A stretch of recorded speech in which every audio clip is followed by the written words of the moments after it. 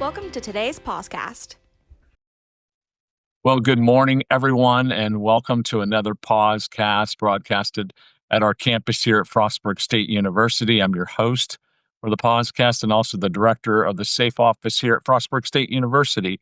Like I said in our last episode, we've had a lot of great episodes with such great content and wonderful guests. And today's no different. An old friend is stopping by, and I certainly appreciate her. Carey, welcome to the PAWSCAST. Well, thank you. I appreciate you. Yeah, it's good to see you again. It's been several years since our paths have crossed. Yes. And it's good to see Well, you as well. today's podcast is going to be really super interested, and I'm so excited that you're here. In a little bit, you're going to introduce yourself, tell us a little bit about what you're doing at UPMC. But this is going to be, I think, very unique to our listeners and viewers because you're actually going to kind of take us on a health and wellness coaching journey, like a hands-on approach, and I'm going to be participating. And so I'm looking forward to today. So why don't you just go ahead and tell us who you are, what you're about, where you work, and some of the things that we're going to be doing today. Okay. Well, as you mentioned, my name is Carey Moffatt, and I do work at UPMC Western Maryland, and I wear several hats there. So one is I'm a health promotion specialist. I'm also a certified peer recovery specialist, a smart recovery facilitator, a national board certified health and wellness coach. And for the purpose of this conversation, I'm in long-term recovery from an alcohol use disorder. So I guess telling you a little bit what's going to happen today. We'll be talking about SMART recovery, which stands for self-management and recovery training, recovery coaching, and what I love to do with my clients is called WRAP, which is a wellness recovery action plan. And we'll be doing that together during our conversation. It's a chance for listeners to start building their recovery wellness recovery action plan, and also for you, Don. And so if listeners at home can grab a piece of paper and a pen, and we'll just build it together as we go on today. Well, that's super exciting. And again, that's very unique from our other episodes. So I'm certainly looking forward to that. And again, welcome to the podcast. Yeah. So we're gonna dive right in there. And first question is, what is health and wellness coaching, and how does it support recovery? Okay. Well, I like to say that health and wellness coaching is like having a guide on your side. It's easy to remember. Somebody who works beside you, not anyone that would give advice, but to help you find out what matters most to you. As a coach, I like to help people with behavior change or other challenges. And when you blend that together with recovery coaching, it becomes very powerful. So recovery coaching really supports the individual as they find and maintain recovery. And it can be from any addictive behavior. So any substance or non-substance. And that would include, say, as far as non-substances, gambling, overworking, shopping, you name it. And I like to provide a space where a person feels heard, understood, seen, supported, validated. And a big piece of what I do there is the Wellness Recovery Action Plan, which we will be doing today, which is a personal roadmap for what keeps you well, what throws you off, and then how to get back on track. Please take a moment to pause the video, find a piece of paper, a pen or pencil, and feel free to pause the video at your leisure during the questions. Thank you.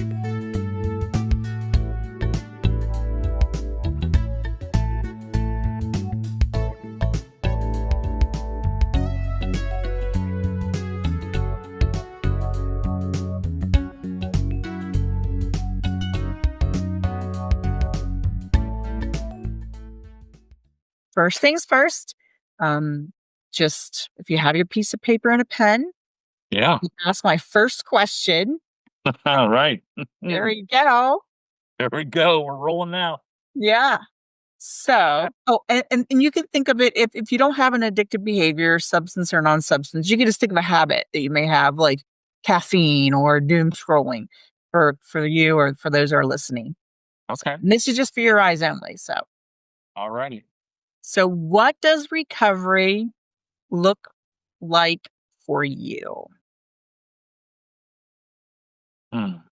So maybe it's freedom from that behavior of choice or substance of choice. Maybe it's peace. Maybe it's learning how to trust yourself again or for others to trust you. It can be anything. There's no right or wrong answers here. It's a question that kind of makes you think a little bit. I know it's a tough one, but it's an important one because Very we all like recovery looks different for everyone. Yeah. You know, so something that might work for you might not work for somebody else. So it's so personal. Yeah. I like that, Carrie. I really like that, because sometimes people kind of get caught up into, well, this is how they got into recovery and I have to do that. But I tried to do that and it didn't work. Mm-hmm. So I like that philosophical approach of, well, maybe what works for you doesn't work for me or vice versa. Exactly. Yeah. Yeah. Yeah. And I've always believed that, that there's different things work for different people. Oh yeah. Yeah. Okay. I like that it's, individualized because I don't like anything that's cookie cutter. I'm like, Yeah. in Yeah. my recovery journey, I just didn't want like the cookie cutter type of program. Yeah. And I think that, we can, borrow, from others, and so forth, but Mhm. tweak it, personalize it, make it our own. Yeah. Exactly. Cool. All right. Well, I got mine. All right, kind of. I hope everybody does too. Okay. All right. So should we move on to the next question then? Yes. All right. Just wanted to make sure that we didn't have any other reflective questions before we proceed. So, how do recovery coaching and smart recovery different from addictions counseling or treatment? So I'm glad that you asked this question because a lot of people do ask this question. So it does not replace counseling or treatment. It's a complement to. Okay. So you definitely wanted to put that out there. It does not replace that, not a substitution. Um, smart recovery in and of itself has 4 main pillars, and we will be discussing that today. That, again, can go into your wellness recovery action plan. And recovery coaching as well. So I'll just start with the 4 main pillars and then we will work through them. So the first is building and maintaining motivation. The second is coping with urges. The third is managing thoughts, feelings, and behaviors. And the fourth is living a balanced life. So let's just dive on in. Building and maintaining motivation kind of goes to what's your why? What's your reason to make a change? This really digs into what really, really matters to you as an individual. So in Smart Recovery, we use the hierarchy of values. So this is another really deep question because some of us haven't really thought about what our values are. Yeah. So if you could take a moment and reflect, what do you want most in life? What's the most important thing to you? And that might be family and friends, health, independence. Hmm. Well, you're making us think this morning. I know, right? It might be too much. First thing. No, I think it's people be watching this at all different times of the day. So Yeah. Can always stop and pause it and absolutely. contemplate, little introspection. Yeah. Yeah. Yeah. And people can actually go, on Google, not that I always recommend Google or anything, but you just type in what are some different types of values and, there's tons out there like lists and lists and lists. Yeah. That'll help you make that decision as well. So then how does, on the flip side, what's getting in the way of those values? Is there something that's getting in the way? So if you're looking at your addictive behavior or habit, is that getting in the way of your values? Mhm. And it's a good way to know whether or not your habit is a healthy or non-healthy habit. I'm going to ask you two other deeply personal questions. So, how does recovery support your values? So, your definition of recovery, and reflect back on that and how that definition will reflect your current values. Okay. Okay. Then now let's go on the flip side. How does using or staying stuck in old patterns interfere with them? Repeat that one more time. Okay, so how, on the flip side, how does using or staying stuck in old patterns interfere with your values? Okay. I like this. It's Yeah. deep. I like it. I like it. Yes, me too. Very, I love self-discovery. That's one of the things that I was able to do once I was, in recovery Yeah. that I didn't get to before. All right. So now your motivation may be starting to build. All right. So instead of looking at recovery as giving up something, I like to use word exchange a lot, like positive reframes. So it's not about giving up something, but it's taking back what matters most to you. Mhm. Mm.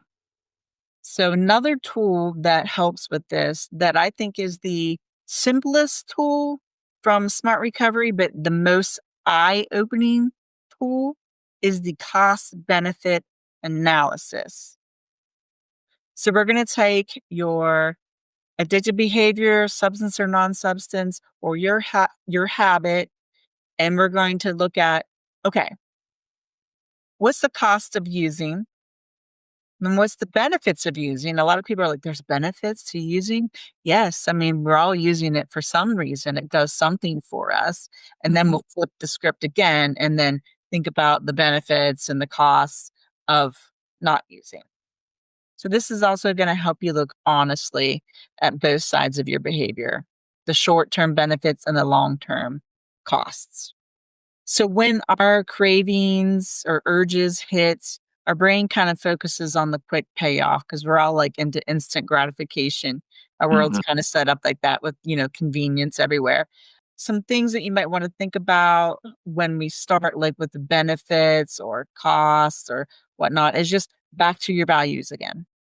All right. So I'm going to ask some, guess what, more questions to help you with your cost benefit analysis. So All you can right. just make a little design. I don't know what you want to call it, like a T-like design, So cost of using, not using, and benefits of using and not using, Mhm.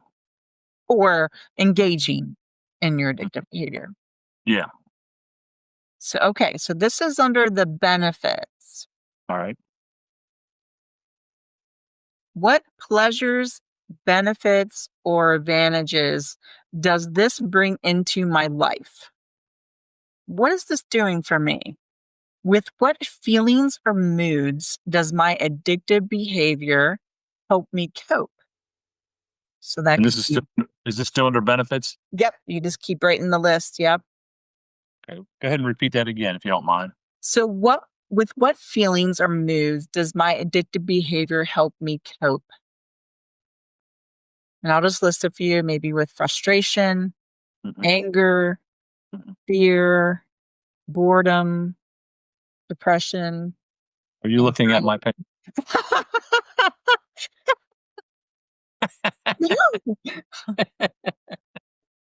Okay. All right.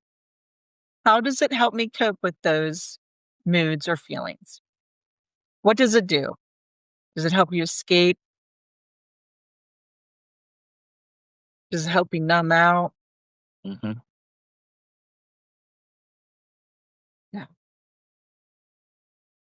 All right. Does it, okay, so I mentioned, does it help me avoid reality or escape, numb out? Does it ease or reduce physical or emotional pain? It's another one. Does your addictive behavior or habit help you socialize and fit in. Sometimes it could be a social lubricant. Sure. Or have you appear more confident or interesting. Mm. All right, so let's go to the other side, the costs. Okay. How is it harming you? This might be health, legal issues, finances, relationship issues. How is it harming you? Yeah. What will your life look like if you continue to use or engage in that addictive behavior? So you can look at it as, well, what's my life going to look like 1 year from now, or 5 years from now, or 10 years from now? How much time have I lost to this addictive behavior, substance or non-substance or habit? Is missing out on opportunities a part of that, would you say? Yes. Oh, definitely. Opportunities are definitely a part of that. All right. For me, I'll just give an example. So things that I missed out on. So when I was drinking, I had a lot of what I'd call self-inflicted flu. Yeah. And so I was so sick that I couldn't participate in family gatherings or just anything like that. I just was very sick. And I also experienced a lot of blackouts. So I honestly don't even know. I have a lot of missing pieces. So yeah. So how did you feel after the effects of your addictive behavior wears off? So how do you feel? A big one is how is it affecting your health? Another really big one. Yeah. How's it affecting your relationships? All right. And then this is a big one because we talk about this a lot in recovery coaching and smart recovery. How has it impacted your self-respect or self-confidence? The reason why that's a big one is there's a lot of negative self-talk, which we discussed before recording with myself. And there's a lot of shame and, toxic shame, guilt. Yes. And it's so important to be gentle with yourself and practice self-compassion and giving yourself grace, which we often don't. Right. We're our worst critic, right? As they say. Yeah, that's right. Yeah. Now you kind of have a full picture. You can look at each item that you wrote down and look at it in terms of, okay, is this a short-term benefit, a long-term cost? Just look at it in those terms, short-term, long-term. I like the two most powerful questions to ask after you've done a cost-benefit analysis is, what does using, either it's a habit or addictive behavior, promise me that it never truly delivers? And what would using cost me that I'm no longer willing to lose? So with what does using promise me that never truly delivers might be an illusion, right? An illusion of a benefit versus what the real outcome is. Yeah. Yeah, I was thinking about that as we were going through this process. Yeah. And then what would be something that you're no longer willing to lose would be, your values, as we discussed, personal empowerment, boundaries. Boundaries is another big topic. And as you delve deeper into this is what I help people do. So when they start to answer these questions, then, ask the deeper questions. And then as the deeper answers come out, like, okay, my boundaries, my values, then maybe you want to look at boundaries, like, what does that look like to a person? Because all those are important questions. Like, what's your definition of healthy boundaries, or what's your definition of unhealthy boundaries, and exploring all that. So it just keeps getting deeper and deeper and deeper and deeper. So that is definitely a very eye-opening activity. So I hope it helped provide some insight. Oh, absolutely. Okay, good. So as a coach, then, is this something that you give them as an assignment, or is it during a session, or how does that work, Carey? Whatever's best for the person. So if they're like, I'd like to have someone work, beside me the entire time, Yeah. or if they say like, okay, I'm going to do it for homework, but then I want to come back and process it. Or I prefer not to say, I am whatever that person wants to do. I am all about it. I'm a cheerleader. All right. Let's, Okay. guide Good. by your side. Okay. So that's the first tool of smart recovery. And also those tools I use in recovery coaching. So this is the second one, which was coping with urges, which is a biggie. So two skills, there are a lot of skills to pick from. So two skills that I like is recognizing the early warning signs, which again is going to look different for everyone, and using the acronym HALT, the BADS. Some people might be familiar with it because it's also a communication thing. Like, don't talk to somebody or have a conversation with somebody when they're HALT the BADS. So we're going to talk about that. Yeah. All right. Yeah. I love acronyms. So I know. Well, smart recovery and recovery coaching is filled with acronyms. I could be like, oh, we're going to do the DIBS and we're going to do DUBS. And so help our audience break that down then. yes. Okay. So there's some underlying issues when we use or engage in our addictive behavior or our habit, right? So they can be hunger. Are you hungry? And I'm already blanking out. Anger. Are you angry? Yes. Are you angry? Take your time. Are you angry? Are you lonely? Are you tired? I don't know how I forgot angry because I was just thinking like I have a lot of I'm hangry. When I'm hungry, I get angry. So I don't know how I forgot that. Okay, and then BAD stands for, are you bored? Do you have anxiety, depression, stress? And I always like to add on an extra S for like being sick, like sickness. When we're ill, sometimes we're kind of off our game. So those are some underlying issues to look at. Okay. All right. Also, though, the HALT the BADS, the words that the acronym stands for, they can also lower our defenses and lead to old habits. So a good way to combat that would be to, so if I'm hungry, what would be a good coping skill? That might look like having healthy snacks available at all times. Another one might be if you're lonely, reaching out to a supportive loved one, or me, or Smart Recovery. Just going to put my little plug in there. Yeah, absolutely. So with a early warning sign, that's like your early hints that you're drifting towards old patterns. So it's kind of like your flashing yellow lights. If you would look at like a stoplight, right? Not the red, not danger, but okay, you need to slow down, caution, and really pay attention. So early warning signs, again, are going to be very deeply personal. So it could look like feelings of restlessness, isolating more, telling yourself that you got all this under control. And the earlier you catch those signals, the easier it is to steer back to recovery. Okay. So for your wellness recovery action plan, you're going to write down, I've already done this too. Listeners are going to write down, what is one early warning sign that tells you like an urge or craving is coming? And this can be different for different people, right? Absolutely. Yeah. Okay. And this is the recovery action plan that we're talking about right now. Yep.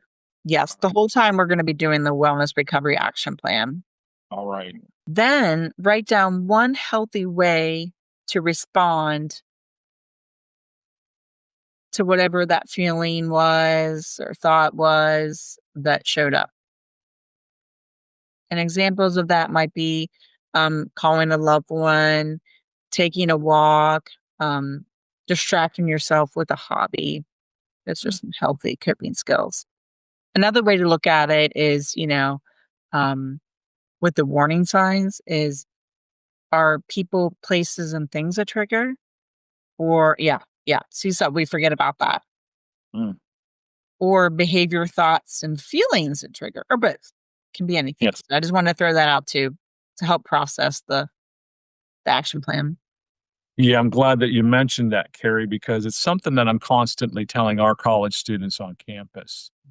People, places, and things. Who am I hanging out with? Where am I going? And what am I doing? Oh, yeah. It'll That's take me to one path or the other. Exactly. Yeah, that's important questions to ask. All right. All right. So now we're going to go to the third. Okay. I'm just giving you a little taste of everything. Yeah. So managing thoughts, feelings, and behaviors.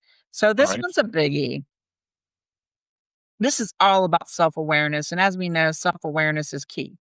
Because when you ask yourself these questions, then you become more self-aware. And so you really know a lot about yourself. Again, it's a lot about self-discovery. So we use tools to help challenge any unhelpful thought or belief. And that might include like catastrophizing. So thinking about the worst case scenario, you're going to go there. Or it can look like ANTS, acronyms, right? And ANTS stand for those automatic negative thoughts that I think we all have to some degree. Yeah. So we look about replacing those thoughts with more balanced thoughts. And the good news is that thoughts, feelings, and beliefs can be questioned, explored, and changed. Knowing that feelings aren't facts. You don't have to believe everything that you feel, right? So that's a good thing. So with this coping skill with disputing the irrational beliefs, I'm going to ask you some questions again. Okay. Imagine that, right? So, okay, looking at maybe a thought, feeling, or behavior that you have around that either addictive behavior, substance or non-substance, or that habit. Okay, so the thoughts that go around all that, those automatic negative thoughts coming around. So think about your thought. Is it 100% true? And what are the facts? I'm giggling because I know sometimes we fall into that trap, like, oh yeah, this is it. This is it, 100%. And I know for me, I'll just speak for myself, that's not true. Yeah. Most of the time it's not 100%. I do it a lot of times. I do a lot of assuming, and then I do a lot of like black and white thinking. Like there's no gray area. It's either this way or this way. Yeah. So catching those cognitive distortions is what this really is all about. Yeah. Good point. And then another way to look at that is think about, is this thought, feeling, or behavior helpful to me? Is it motivating to me? Or is it, unmotivating, hurtful? Yeah. And then what I always like to do, and I tell all clients this, is whatever you're saying to yourself, is this what you would say to a loved one? Yes. Yeah. That's a good one. Or you could take it deeper. Is this what I would say to a child? Would this be what I would say to my younger self? Most of the time, all the time, really, you're not going to talk that way to someone else. That's right. But you talk to yourself that way. Yes. So changing that. So now we're going to write down one thought that you've been, that's been holding you back lately. So just think of one thought that surrounds that habit, that addictive behavior. And then when you have that thought, underneath it, write a more compassionate, balanced version of that thought. So for example, I can't deal with this without using versus it might be hard, but I can do this and it's going to get easier.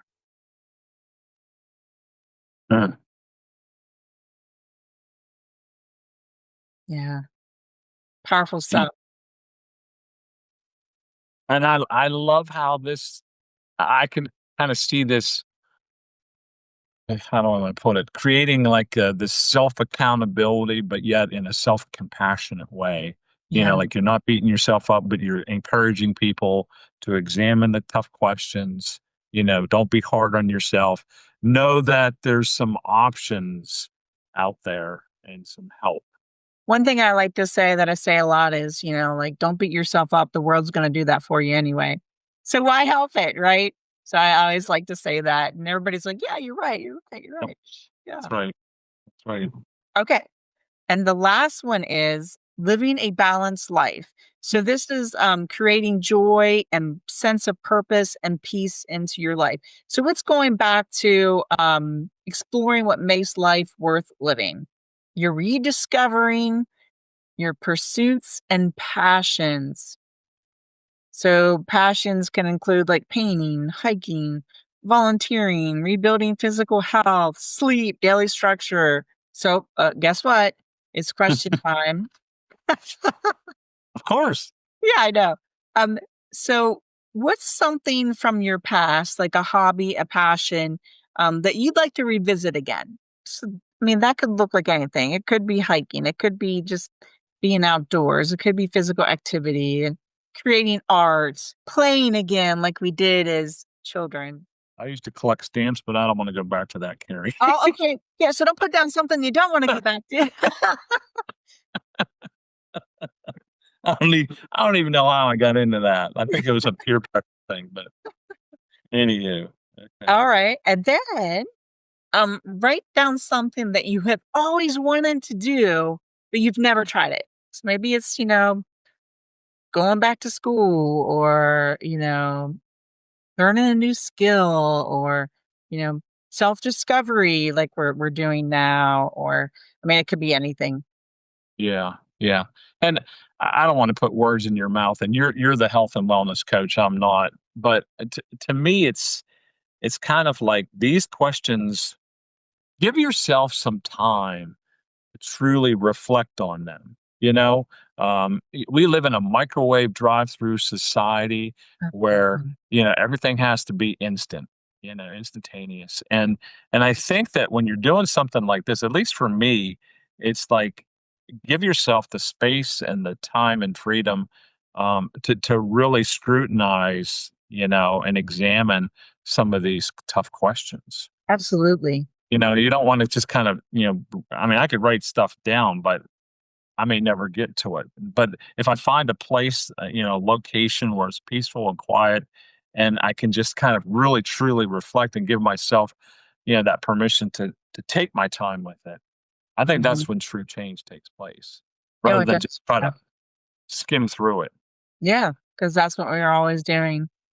So that's why we don't take time to look at these questions because we're just like, oh, I got to work. I got to do this. I'm too busy. It's just self care. That's selfish, but it's not. It's really actually, you're taking care of yourself. So that way you can continue to care for others. Yeah, the irony of it, I'm just thinking, yeah, take a pill to get rid of it. Take a pill to feel better. Just something really quick and so that it's over with and I could kind of move on with my life. But that's not how it works. Yeah. And you brought up a really good point. I'm glad that you did. So when a client's meeting with me for recovery coaching and we're working on a wellness recovery action plan, it's at their pace. So Mm, if they want to spend the whole session discussing or thinking about what recovery looks like for them, that's fine. yeah, yeah, If they want to take it home, like you said before, and we just discuss, um, different things about their recovery, where they're at, maybe what's their wins and challenges that day in recovery, then we do that. So it's customized again to the client. great. Well, I know that like you said, you're a coaching expert in recovery support. How would you describe your approach? I know you touched a little bit on that, but can you elaborate on your approach? Yes. So when I coach, I don't give advice.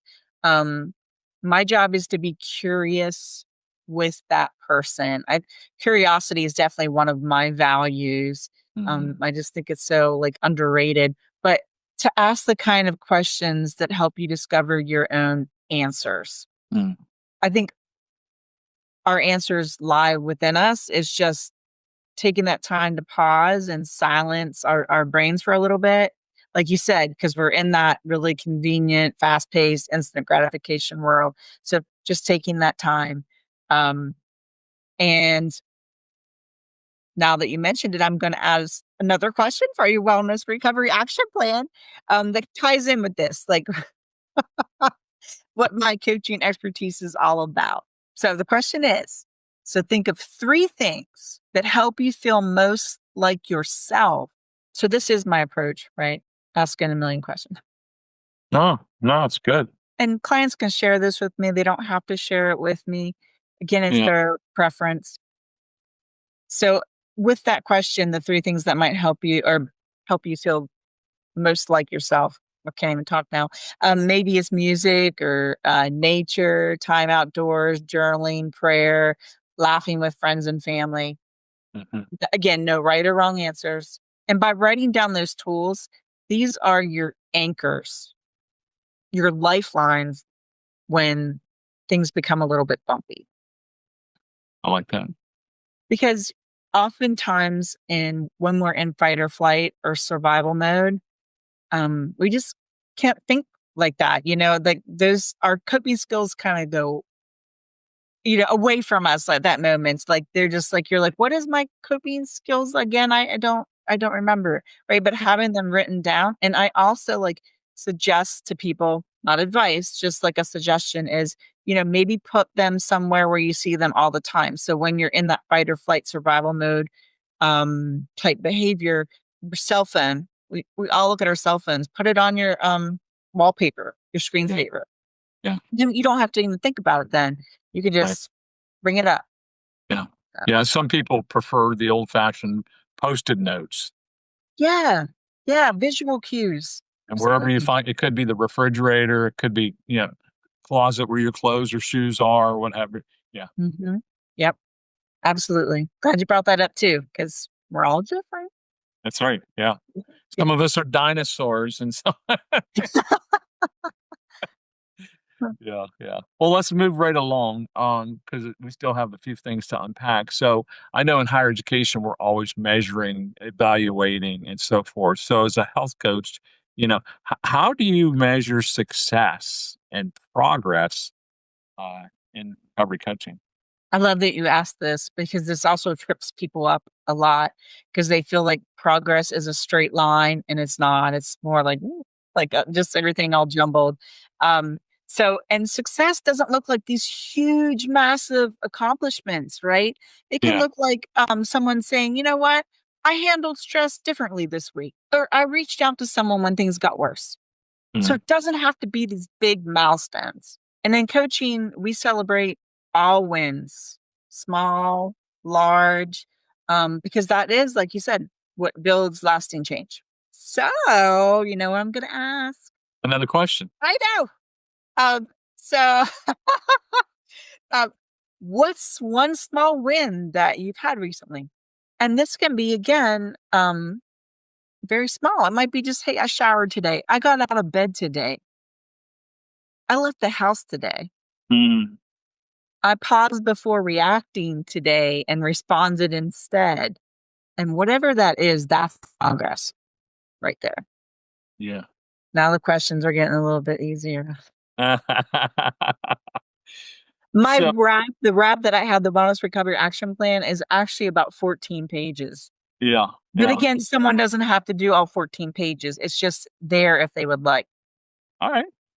Yeah. So as you know, being at a university working with college students, how do college age students or young adults and others respond to your program? Oh, they respond very well, just like any adult would. I think a Wellness Recovery Action Plan and Smart Recovery and recovery coaching, it all gives you a sense of control. That's important to all of us. I think when things feel out of control, it's important that we have something that we can control. Like I look at it as, and we talk a lot in Smart Recovery, as our hula hoop. So what's inside our hula hoop are things that we can control, like our actions, our behaviors, our thoughts, our feelings, our body. And then what's outside of the hula hoop, obviously, is things that we can't control. Yeah. So learning to take your power back without permission, it's a big one. managing stress and building structure in an always changing world. It's so important, I think, to college students, to young adults, to, well, all of us really. And it can really help you feel empowered and like you're designing your own plan for your life. And you can also find community not only in like recovery coaching and this wellness recovery action plan, but in smart recovery, because this all bleeds over into one another. Often people do both smart recovery and recovery coaching, but it's not like a requirement or anything, but they want that community, that connection. Because that can be, connections life-changing. It really is. Community is life-changing. Absolutely. You're like, oh my gosh, I'm not alone, and that feeling of not being alone is just priceless. Yeah. For the past year and a half, I've been doing a lot of research, quote unquote, about isolation and loneliness. And one of the things that authors and researchers are always going back to is with sense of belonging is community. Oh, yeah. That is a common denominator. And the impact, when people have a community, to lean into, and gain support and so forth. And, when they look at that, and you talked about, health benefits and costs and stuff like that. I mean, it's a no-brainer. Yeah. People that, feel like they're connected to a community, and communities are defined differently, for different people and so forth. But people that are plugged in, engaged in a community, are going to be a lot healthier. Exactly. Yeah. Exactly. Yeah. There's a lot of disconnection in today's world. There's a TED Talk I watched that the person had said, and it really stuck with me, resonated with me. We're the most connected ever with technology, but we're also the most disconnected ever because of technology. That's right. And it really stuck with me. Yeah, absolutely. So, what types of services do you provide? I was just wondering, with coaching, do you do that in a group, obviously individually? And then how can participants get involved in the process? And I think probably people were wondering, what's it going to cost me? Oh, I'm glad that you mentioned that too. So, I offer both individual or group. Group is obviously the smart recovery groups, and recovery coaching is the one-on-one. So, and as you mentioned, all this that I've been talking about today is free. So, how many things can you get free nowadays? Like, Not a whole right? lot. I know, like it's barely anything. But so I do facilitate 4 smart recovery meetings every week to try to meet the needs of the community. Majority of those are very early morning for those that have to go to school or have to go to work. So I have a Tuesday and Wednesdays a 7:30 to 8:30 a.m. group. I have a 6 a.m. group on Wednesdays. And then I have a noon group, a lunchtime group on Thursdays. And if anybody contacts me, I can give out that information. But here's another question for your wellness recovery action plan, or for those listeners, is what kind of support works best for you? Because oftentimes we don't think about that. So is it group? Is it individual? Would it be both? Yeah. Yeah. Another thing to ask yourself about support is, do you like one-on-one conversations, or do you thrive best in a group where you can share and listen? I'm just curious about, are these sessions in person, virtual, both on the phone? I mean, there's so, you I know it's been a lot. I mean, yeah, well, I think of like different positions that I have. I can meet with them in person. I can call the one physician, a telemed. I mean, there's just like so many, opportunities to engage with my primary care person. How is Yes. it with you? Well, smart recovery is online only. And a person can they can download the Smart Recovery app, and it's free. And then just, go to our zip code, Cumberland zip code 21502 is the hospital zip code. And then just find Carey as the facilitator, and that's my group. And you can connect that way. As far as recovery coaching goes, we can do it virtually or on the phone, just again, individual preference. I like that the hospital offers these services virtual or on the phone because transportation is a huge barrier here. Yeah. So you're located in Cumberland, Maryland at UPMC, Western Maryland Center there. And is there a phone number, where people can call or email or Yeah. what preference there? Yeah. Let me give you both. So my phone number is 240-964-8418.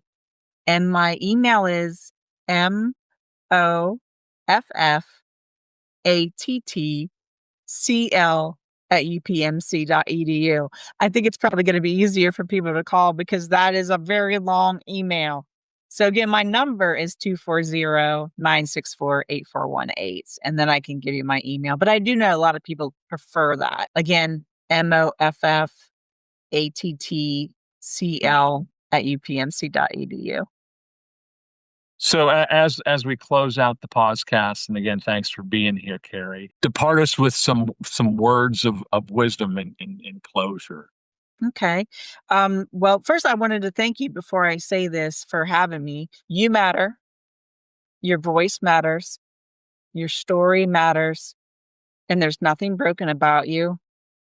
You're learning, you're growing, you're becoming.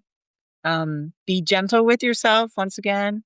And remember, you're not alone and recovery is possible. I'm living proof. Wow. That was wonderful. I love it. I love it. And I think if I may add a little bit, it's a journey. It's a process that a good friend of mine, we agree that it's one moment at a time. Absolutely. One moment at a time. Absolutely. And embracing the present. It's what we have right now. And listen, I'll tell you what, it's been great interviewing you. I'm so happy you had me. Thank you so much. And you did a great job. I know that you have, had a little anxiety prior to, but I'm telling you what, perfect. Oh, well, thank you. Thank you. I appreciate it. Well, you make things a lot easier. Just have that personality where, I'm like, oh yeah, you're so warm and genuine, So I appreciate you. I could ask you a few more questions, but I won't. But just for listeners, if there was one takeaway today, like one small step towards your goals, what would that be? And it could be from any of the questions that were asked. So if there's something that you want to work on, just thinking over the whole conversation, what would it be?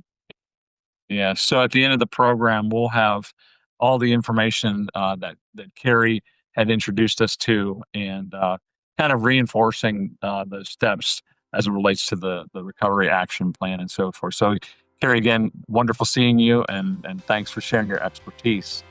And for our listeners out there, we certainly appreciate you and coming in and checking out our program. As always, if there's someone that you would like for us to interview, or if you have a particular topic, please let us know. And again, at the end of the show, we'll let you know how you can get a hold of us. But in the meantime, thanks for tuning in. And remember, healthy choices equal healthy lives. Have a great day.